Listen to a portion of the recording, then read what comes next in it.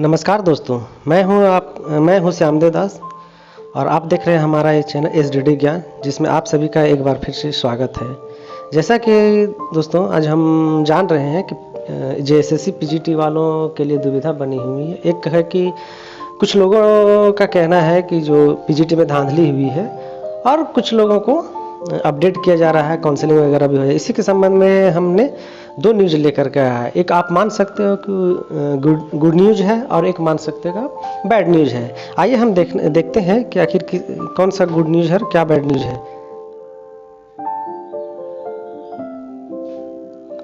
ये देखिए JSSC PGT, जैसा कि हमने पिछले बार भी एक वीडियो बनाया था जिसमें जेएसएससी पीजीटी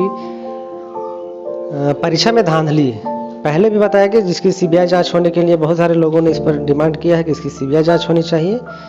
तो इसी को लेकर के एक अपडेट आया है कि जैसे हम लोग यहाँ देख सकते हैं, रांची के तहत के नेता प्रतिपक्ष अमर कुमार बावरी ने राज्य सरकार की नौकरियों को बेचने का आरोप लगाया है। जो हमारे नेताजी हैं बावरी है ना, उन्होंने इन लोगों को सपोर्ट किए हैं। बोलते हैं कि अमर कुमार बावरी ने राज्य सरकार की नौकरियों को बेचने का आरोप लगाया है। सोमवार को भाजपा प्रदेश मुख्यालय में प्रेस वार्ता कर बावरी ने जेएसएससी पीजीटी परीक्षा में धांधली का आरोप लगाया। उन्होंने कहा है कि युवाओं को सपने दिखाकर राज्य की जनता को झूठ बोलकर सत्ता में आई झामुमो कांग्रेस और राजद की सरकार के खिलाफ अब युवा आक्रोशित है, क्योंकि इस सरकार ने आज तक जो भी परीक्षाएं ली हैं उन सभी परीक्षाओं में गड़बड़ियां सामने आई है। ये तो सही है कि जितने भी अभी देख रहे हैं हम लोग झारखंड में जितने भी तरह के एग्जाम हो रहे हैं उसमें कुछ ना कुछ हर दिन कुछ ना कुछ स्कैम का न्यूज आता ही आता है, जिसमें एक पीजीटी भी आया है। इसी में आगे बताया कि नेता प्रतिपक्ष ने मांग की है कि राज्य सरकार युवाओं के हित में इन सभी परीक्षाओं की गड़बड़ियों की जांच सीबीआई से कराने की, हम लोग जैसा देख सीबीआई से कराने की अनुशंसा करें। नेता प्रतिपक्ष ने कहा है कि जेएसएससी पीजीटी के अभ्यर्थियों ने मुलाकात कर बताया कि इस परीक्षा में धांधली हुई है। अब यहाँ बातें आती है धांधली, आखिर हम कैसे कह सकते हैं कि इसमें धांधली हुई है। इसको लेकर के अभ्यर्थी पिछले 17 दिनों से धरना दे रहे हैं, जिस पर हमने एक वीडियो भी बनाया है, आप बाद में देख भी लीजिएगा। कि अभ्यर्थियों ने अपने आवेदन में बताया है कि एक ही सेंटर से, जैसा कि हम लोग देख रहे हैं कि बताया कि एक ही सेंटर से 70 से 80 अभ्यर्थी पास हुए हैं। बोकारो जिला के श्रेया डिजिटल और रांची जिला के शिवा इन्फोटेक सबसे अधिक अभ्यर्थी पास हुए हैं।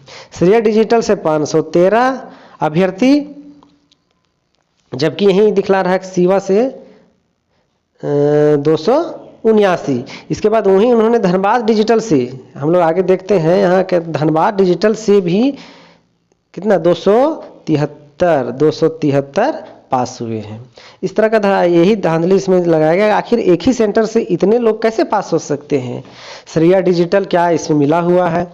शिवा इन्फोटेक क्या इसमें मिला हुआ है? धनबाद डिजिटल क्या है? हम यहाँ कर देखते हैं 5 2 7 2 9 लगभग सारे कैंडिडेट यहीं से पास हो गए हैं। क्या बाकी सेंटरों में कोई भी बच्चे पढ़ने वाले नहीं थे?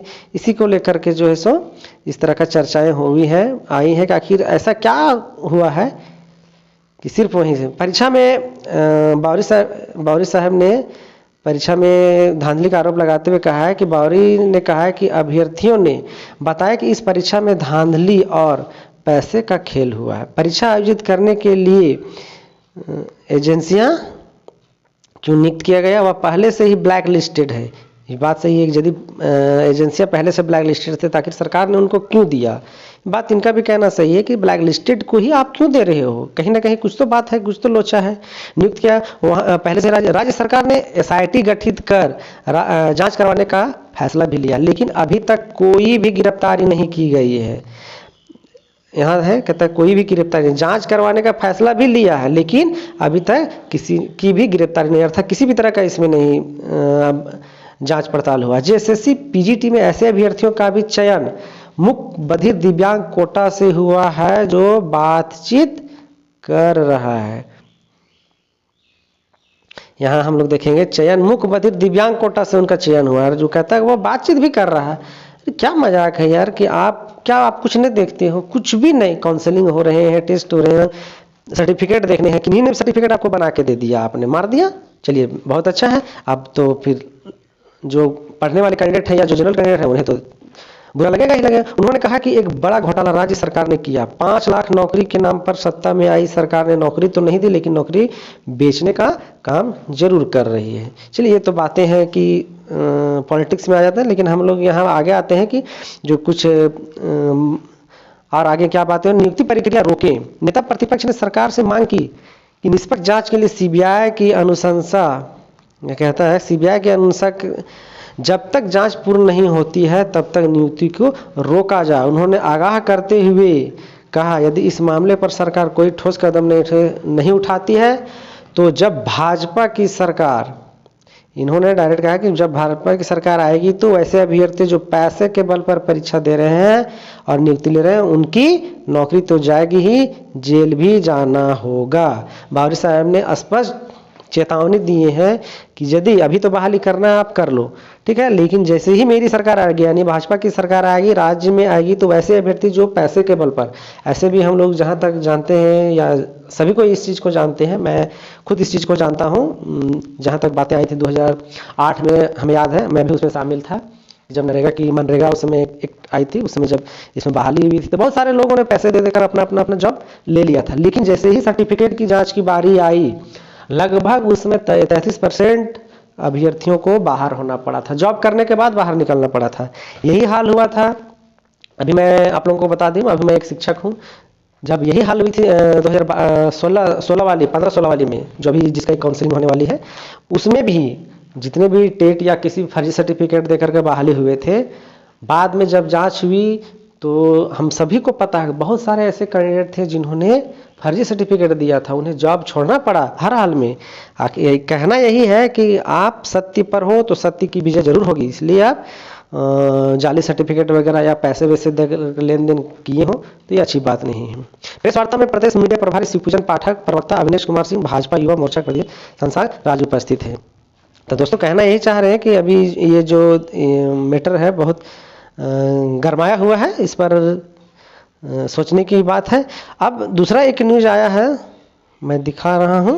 दूसरा जो न्यूज़ है, ये नौकरी झारखंड लिखता है कि झारखंड के नवचयनित 1500 +2 शिक्षकों को 3 जुलाई को नियुक्ति पत्र दिया जाएगा। अब आइए देखिए, एक तरफ क्या है, वहाँ धरने पर अनिश्चितकालीन हड़ताल भी चल रहे हैं, दूसरी तरफ सरकार ने यहाँ कह दिया है कि 3 जुलाई को नियुक्ति पत्र दिया जाएगा।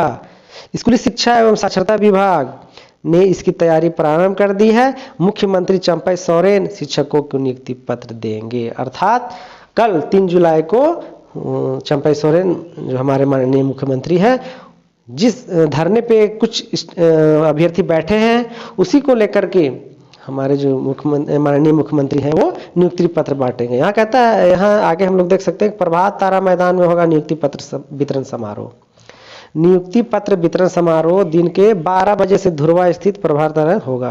नियुक्ति पत्र वितरण समारोह में वित्त मंत्री डॉक्टर रामेश्वर उरांव, श्रम मंत्री सत्यानंद भोक्ता भी शामिल होंगे। राज्य में वर्ष 2022-23 में 3100 प्लस नियुक्ति प्रक्रिया शुरू की गई थी, अर्थात नियुक्ति जो होनी थी, ये नियुक्तियां जो है वो 2022 से चल रही 3120 +2 शिक्षकों को होनी थी, जिसमें से अभी कुछ विषयों में जैसे इंग्लिश, संस्कृत और वगैरह जो भी है सब्जेक्ट, उसमें भी नियुक्ति पत्र होने देगी। बहुत बड़ी अपडेट आई है कि यहाँ सरकार दो तरफा घिरा हुआ है। एक तरफा है कि कुछ लोग अभ्यर्थी जो है, कुछ क्या मैक्सिमम अभ्यर्थी लोग, ये 1500 छोड़ करके मैक्सिमम अभ्यर्थी लोग धरने पे बैठे हैं, इनके साथ विपक्ष के नेता भी जुड़े हुए हैं। दूसरी ओर जो हमारे जेएमएम के सरकार है वो कल नियुक्ति पत्र बांट रही है। इसमें आगे मैं यही कहना चाहूँगा दोस्तों कि आप अपनी तैयारी में लगे रहें। अभी मैं इस तरह का अपडेट लाता रहूँगा, बाकी और झारखंड सरकार, केंद्र सरकार में जितनी भी भर्तियाँ आ रही मैं उस पर अपडेट लाता रहूँगा।